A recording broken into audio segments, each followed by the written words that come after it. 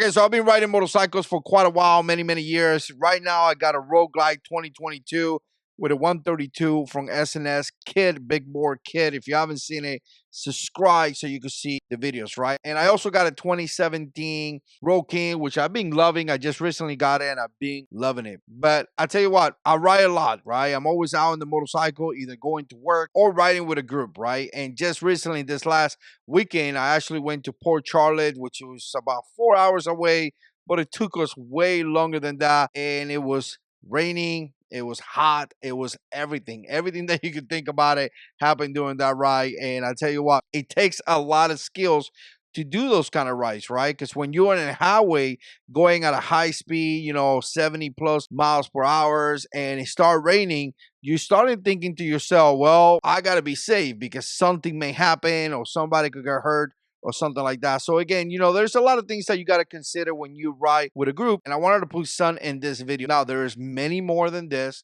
but this is just 10 that I was thinking about, right? So let's say you're a new guy, you're planning to go out there, you started riding your motorcycle, you're loving it, and then you want to get along with some kind of group. Even could be a motorcycle club, could be a riding group, or it could be some people that you just met and you want to go ride with them, right? The first thing that I would tell you is to find out who they are. And the reason why is because you may not be compatible, right? You may not want to do the things that they do. For example, some guys like to ride the whole day. They literally get up, they go and get some breakfast, and they won't come back into the middle of the night. Some other guys just want to go out for an hour or two, maybe have some lunch or whatever. And some guys just want to wake up in the morning, go for a little ride in the morning, and then come back home, right? So you got to make sure that whatever you like to do, whatever plans you have, if you want to travel, some guys like to go out of state and travel and things like that, is a group that is going to represent you, right? A group that you're going to enjoy, a group that you want to be part of. So definitely find out who they are, what they like to do, what kind of riding they like to do, and how experienced they are. Because I tell you what, some of those guys that have been riding for a long time, they're very experienced and they're not scared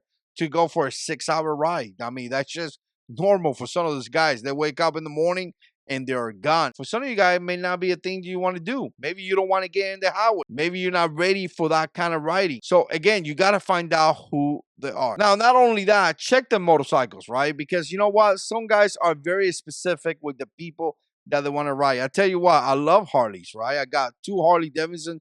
Right now, I have had a Yamaha V-Star in the past, but I love my Harleys now. And I tell you this, just for knowing some of the Harley guys, they are very Harley guys, right? They want to ride with Harley motorcycles.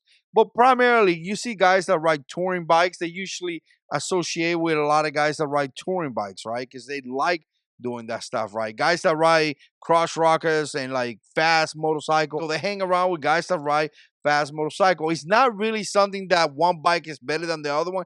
It's that it is different riding styles. Like I tell you what, even from my 2022 Road Glide to my 2017 Road King, there are different riding styles, right? The Road Glide is pretty much driving a car compared now to the Road King. Is a little bit more sporty, but even that, when I had a JH6 750 back when I was young, I mean, totally different riding style, right? So find out what motorcycles they have so you could kind of match their style and match the things that they want to do. A lot of guys that ride sport bikes, they like to go to a track, right? You're not going to see that with the Harley guys. So again, find out who they are, find out what kind of motorcycles they're riding. Another consideration, like I say, and I kind of mentioned this in the first thing, it's going to be the riding skills. Some guys can be very advanced. And you know what? If they don't know you, they may not wait for you, right? So if they're not waiting for you, if they're going pretty fast, if they're moving, if you're taking those curves, they're taking those turns and things like that, you may stay behind or you may want to catch up. And next thing you know, you're not being safe, right? So figure out what the riding skill, kind of ride with your pack, right? Kind of ride with the guys and you guys can grow up together, right? It's not like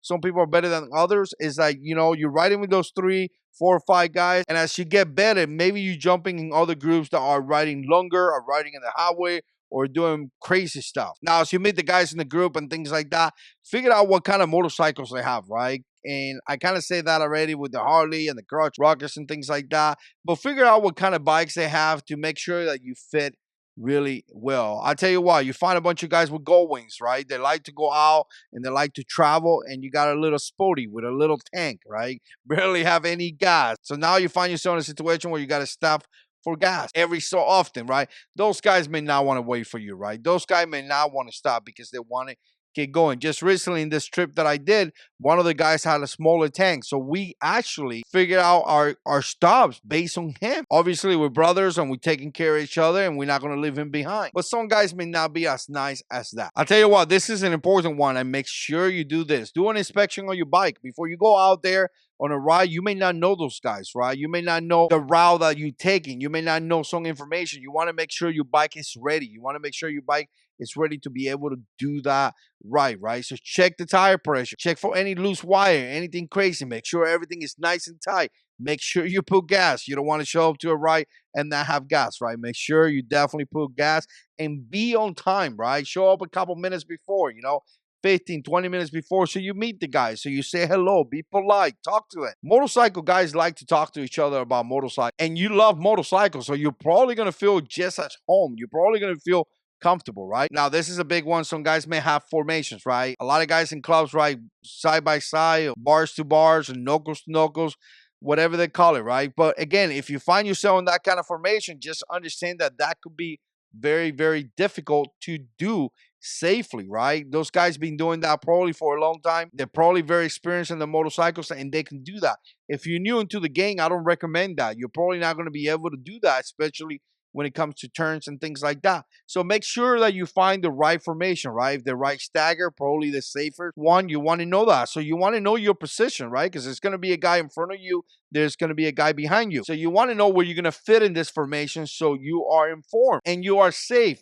If the guy behind you knows that you to the right, he's going to maintain himself staggered to the left. So you want to be safe. And also hand signals, right? There's some hand signals out there that are pretty common. So look it up and make sure you learn that.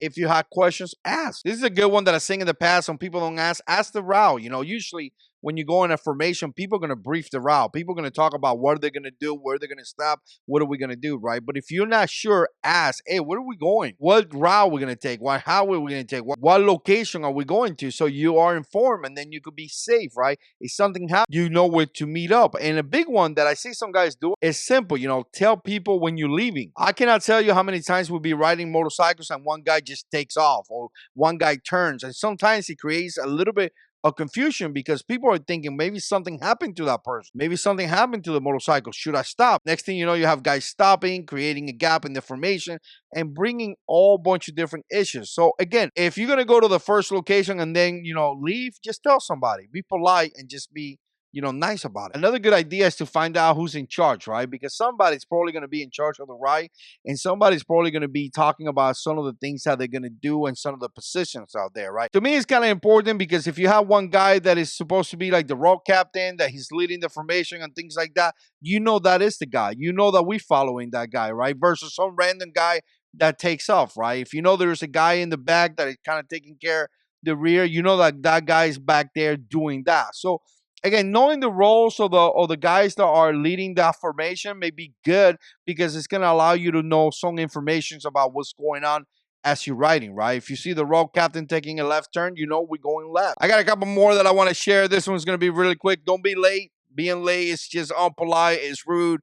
Don't be late. And you want to be there with enough time to make sure you have gas and make sure you meet some of those guys. So just don't be late. No one wants to wait on you. They don't know you. And safety is very, very important. You don't want to put yourself at risk. Obviously, falling in a motorcycle could kill you, could be really bad, but also you don't want to put somebody else at risk. That is why you check your motorcycle to make sure you don't have anything hanging loose or anything like that. Make sure you have the right tire pressure and things like that. But also you want to make sure you have the right skills because you don't want to take a curb really, really fast and cause an accident. I've seen it happen where a guy took the curb, he didn't lean as he should have, and he hit the guy next to him, and they went down. So again, ride at your own pace. If you notice that they're going too fast and you need to slow down, and you know what? Kind of signal to the rear guy, hey man, I'm going to go at my own pace because I can't keep up. And you know what? I give you respect for that because nobody wants to get hurt. All right, so anyways, those are 10 considerations that I was thinking about. Let me know what you think. Put comments down below. And as always, God is in control.